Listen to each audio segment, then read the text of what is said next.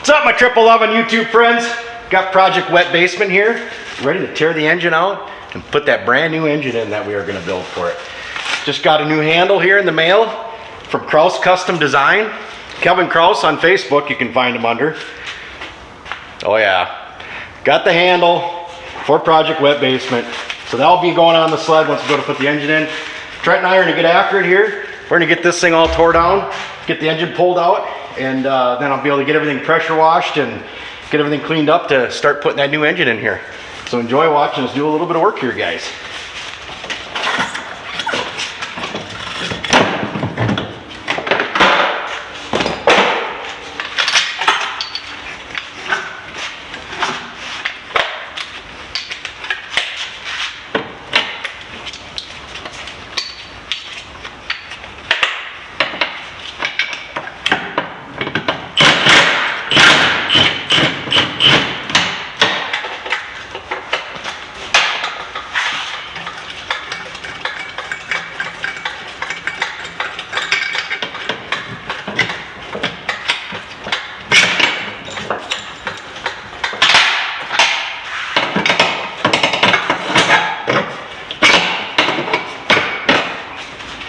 I can't remember if I could actually pull that off when it was in the chassis or not, and I can't. I forgot that I couldn't do that.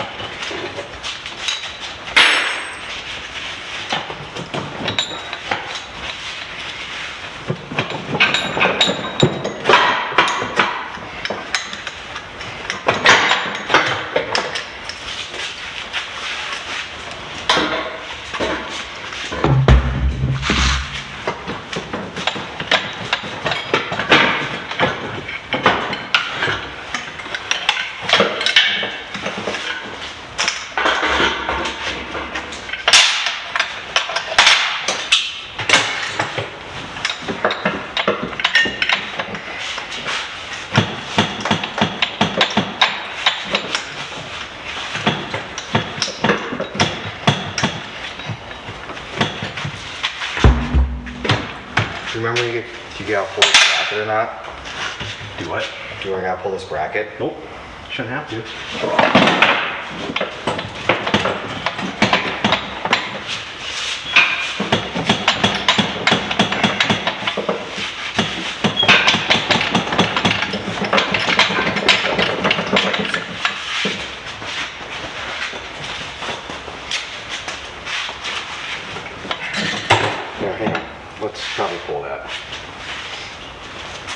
shouldn't have to because it's not disturbed. The sticker's stuck over still.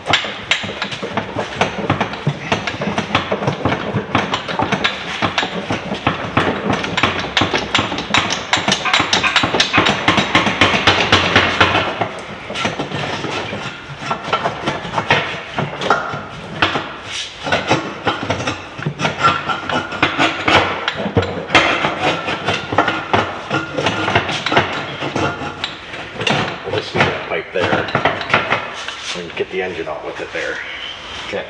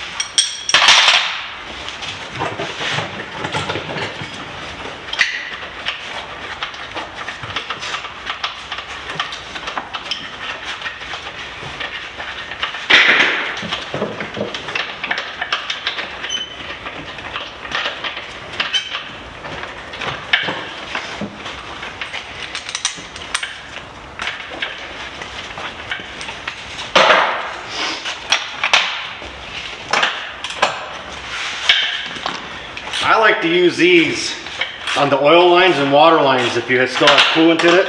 I always put one of these smaller ones down on my oil line. Some guys stick a bolt in them. I always put one of these little hose clamp deals on there. It definitely keeps from causing a mess all over the floor.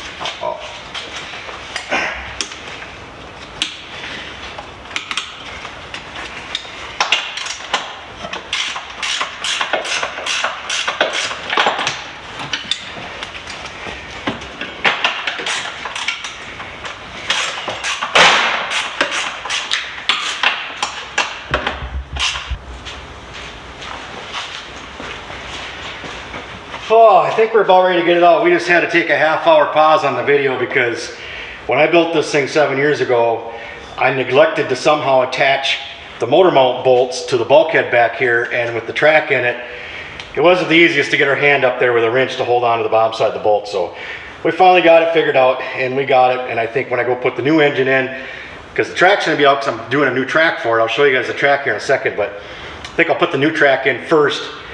I mean, the new engine in first and then put the track in, and hopefully the other one doesn't ever have to come back out for a long time. This thing's been in here for 7 years when I built this thing. So all right, I think we're ready to pick it out, Trent. Let's head your way with it.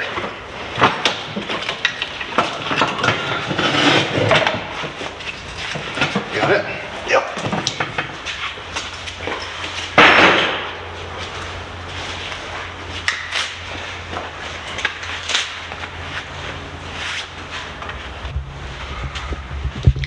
Well, here it is, all in its glory.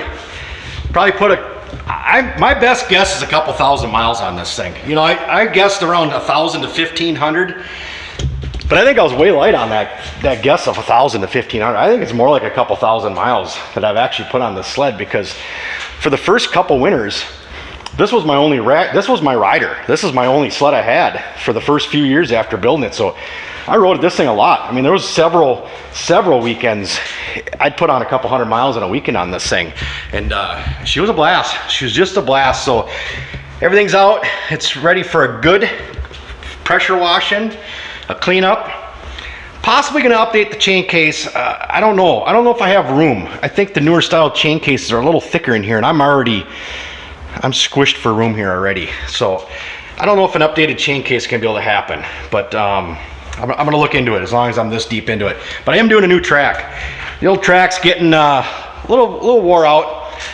So I got a 0.91 track here that came off of Trenton's Three Fingers over here. He took and put an 1.5 inch paddle track on his. So got a good track here he donated to the cause here. I'm doing a 144 stud pattern up the center. It leaves me room out here in case I decide to do every other on the outside, but I'm trying to keep everything on the inside. You know, over the years, so many people have realized that you're prone to tearing them out on the outside edges. Way more prone to tear them out on the outside than you are on the inside. So I'm gonna try and keep all the studs out of the, hey, look at that. Guy brings in a whole case of Gas Light. That's my kind of visitor right there. But, so yeah, I'll finish studding up that track. The studs are actually showing up today. I'm gonna reuse the carbs. I'm just gonna do a good cleanup on the carbs. I'm gonna reuse those. So that motor was jetted great. It always ran great. So I'm gonna reuse those carbs. But that engine right now, that's gonna get just lightly cleaned up. I'm gonna oil it real well. That's going on the shelf. I'll take the clutch. I'm gonna reuse the clutch.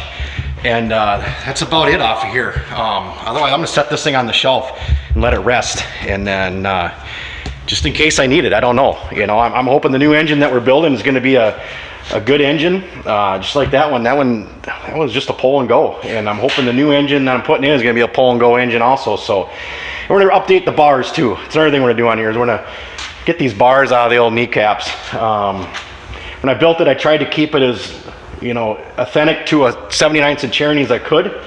I wanted the look. I wanted to be as close as I could when I built it. And so it's time for a couple updates on here. And I'm gonna upgrade my EGT too. I'm gonna do a digital Coso EGT on it with fast read probes and stuff. So, so a few updates on it, guys. So that's it for this video. I never can show this thing enough. Trenton set the engine down in there for a test fit the other day. And you wanna talk about an oh my God factor. This thing is just absolutely, truly amazing. It's gonna be incredible when it's done. He's got the skid sitting in it now with the track underneath it. He's working on some fit issues right now with the coolers that he added. So we'll get that sorted out, and it's a shocker, all right. You bet it is. So, but he's getting close. Like I said, we test fit the engine the other day, and when the engine's sitting in there, it absolutely looked amazing. So that's it for now, guys. Thanks for watching.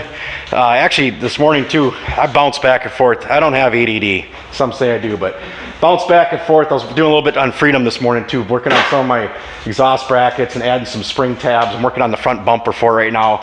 Did some dimple die work for it this morning. Where is my bumper? Let me see. I might as well show you the bumper quick. Talking about it, I might as well show it. Yeah, there's the bumper for it. A little mini version of an Indy bumper here.